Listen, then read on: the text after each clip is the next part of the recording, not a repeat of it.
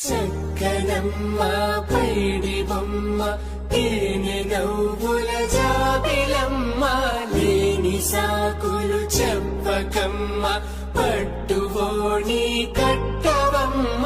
నాన్నయదపై నిన్నటిదాకా అల్లరి ఆటలు ఆడిన చిన్నారి తల్లి లేత భుజములు నేడు చీరలు మోయున